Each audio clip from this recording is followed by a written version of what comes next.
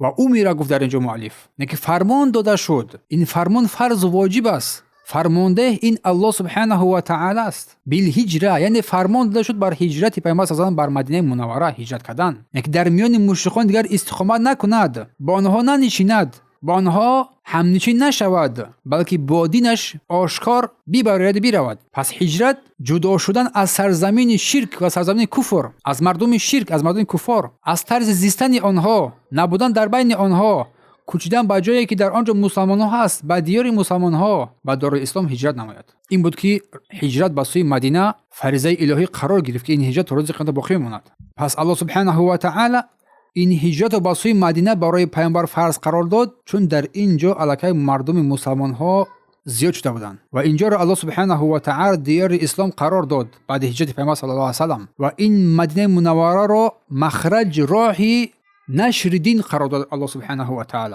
و هجرت در زبان عرب به معنی ترک کردن را میگویند، ترک کردن.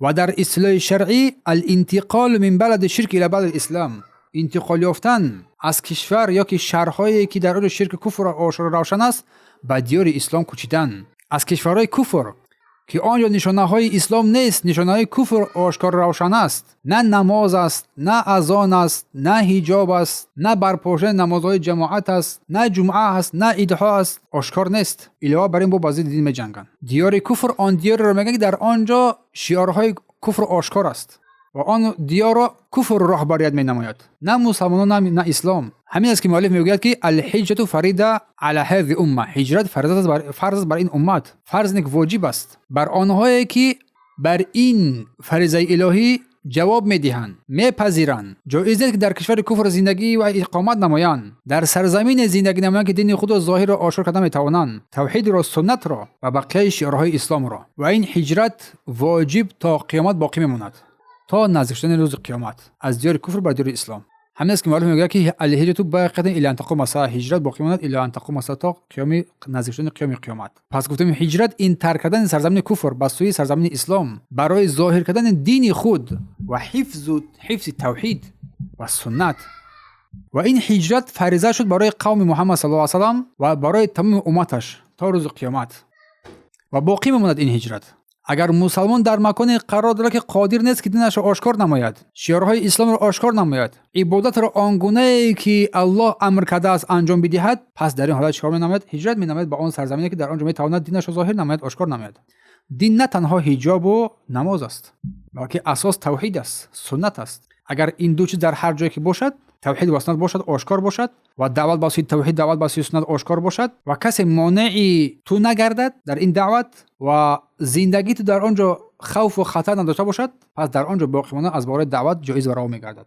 وگرنه نه. پس این قسمت نشان میدهد که رسول الله صلی الله علیه و سلم با هجرت کردنش نه تنها جایش رو دیگر کرد، بلکه اساس برای دولت پایه اسلام را گذاشتن و توحید را در بین مردم منتشر کردن و از عبادت پنهانی به عبادت آشکار ظاهر قدم گذاشتن. و دلیل فرضیت هجرت این سوره نساء آیت 97-99 است. ان الذين توفاهم الملائکه. این آیت را خوب دقت بدید. این آیت بیانگر مسائل های خیلی مهم است. الله میفرماید در این سوره، در سوره نساء، ان الذين توفاهم الملائکه، به درستی آنهایی که ملائکه ها جان آنها رو، روح آنها را قبض کردند، گرفتند، مردند. یعنی مفسران میگویند که کلمه ملائکه یعنی فرشتگان مرگ، ملائک الموت و آن کسانی که لشکریانی که با همراه او است، یارانش. جانهای مردم را قبض کردن، ظالم انفسهم، در حالی که نفسهای خود را ظلم میکردن، بر نفسهای خود ظالم بودن. پس این ظلم چی است در اینجا؟ الله جان یک گروه کسانی را، مؤمنان را گرفت که در نفسهای خود ظلم میکردن. پس این ظلم چی بود است؟ و این ظلم آن است که این مردم مسلمان میان مشرکین زندگی میکردن و توحید و عقیده و سنت و شعارهای اسلام را در بین آنها نمیتوانستند آشکار نمایند، پنهان، ترسان. هجرت از سرزمین کفر نکردن به سرزمین اسلام، در نفسهای خود ظلم کردن، ظالم انفسهم.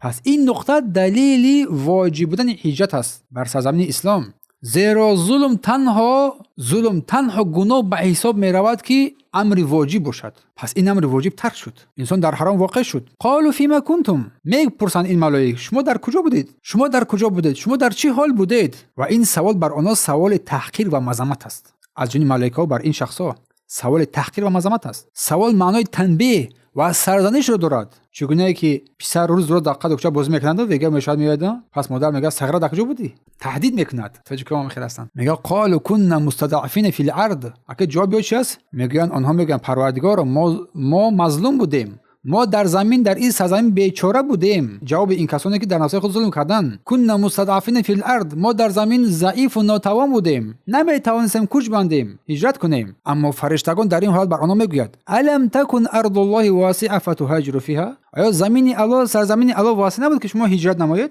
واسع بودن دنیا را بین. یعنی چرا بهانه میجوید امروز؟ چرا بهانه میکوبید امروز؟ دهان آنها را این بهانه ها را در حال محکم میکند این آیه کریمه. و هر کس که امروز بهانه میکوبد در حالی که امکانی کوچ بستن را و هجرت کردن با سرزمین دیگه دارید. پس در آخر الله چی فرمود؟ فاولئک مأواهم جهنم و ساءت مصیر. اینجاش مخیف است، اینجا از جای ترسناکش. فاولئک، پس آن کسانی که هجرت نکردن، مأواهم جایگاه آنها جهنم است و ساءت مصیر، و جهنم چی بد جایگاه است.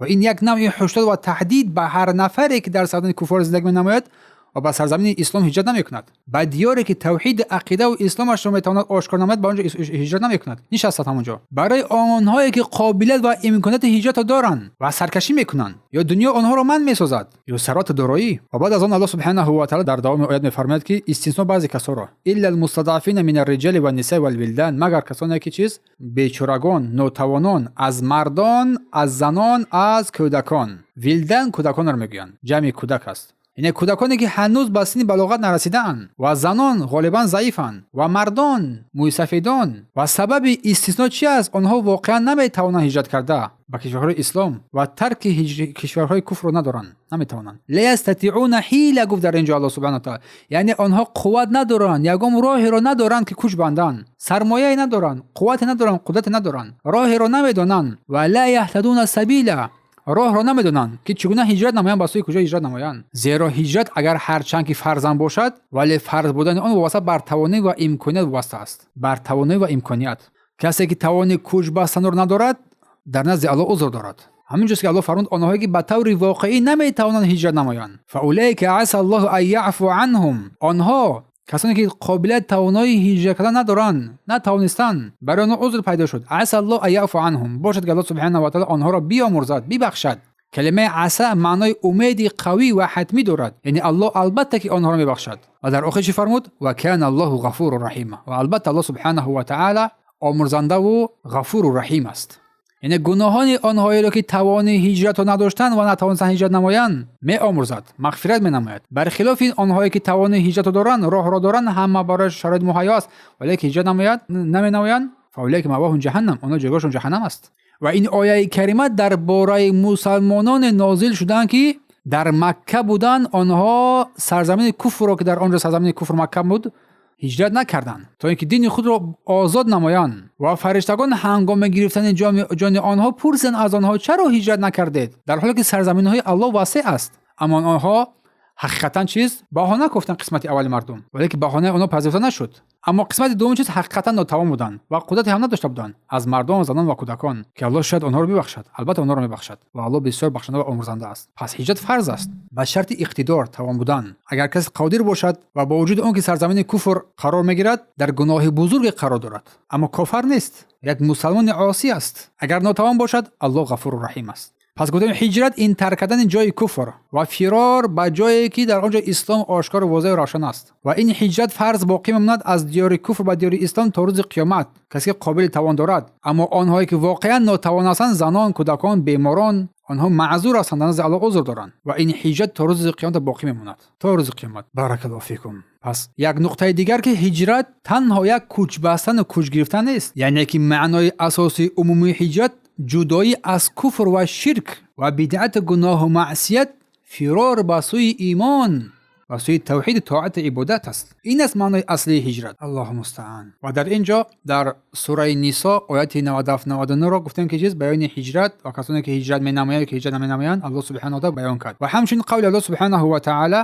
می‌فرماید که یا عبادی الذین آمنوا ان ارضی واسعه فایای فاعبدون. ای بندگان من که ایمان آورده اید، زمین من فراخ از واسع است، هجرت کنید و من را عبادت کنید، تنها من را عبادت نمایید. قل یا عبادی الذین آمنوا، یا عبادی ای بندگان من، این اضافه نسبت به بنده است. ای بندگان من گفت به خاطر شرف این بندگانی که هجرت می‌نمایند، به خاطر احترام این بندگان مخلص الله سبحانه و تعالی. ای بندگان من، الله آنها را با صفت ایمان صفت کرد و با آنها افتخار کرد. الذين آمنوا یعنی آنهایی که به من و پیامبرم ایمان آوردند و سخن پیامبر را پذیرفتند، قبول کردند. ان ارضی واسعه، زمین من واسع است. این زمین ملک الله واسع است، فراخ است. در نزد الله زمین محدودیت ندارد. هر جا که زندگی می‌نمایی با دین الله زندگی کن. در آنجایی که دین خود را آشکار نمی‌توانید و جای دیگر هجرت نمایید. فایای فاعبدون، در آنجایی که شما نمی‌توانید هجرت نمایید، در آنجایی که نمی‌توانید دین را آشکار نمایید، پس فایای فاعبدون،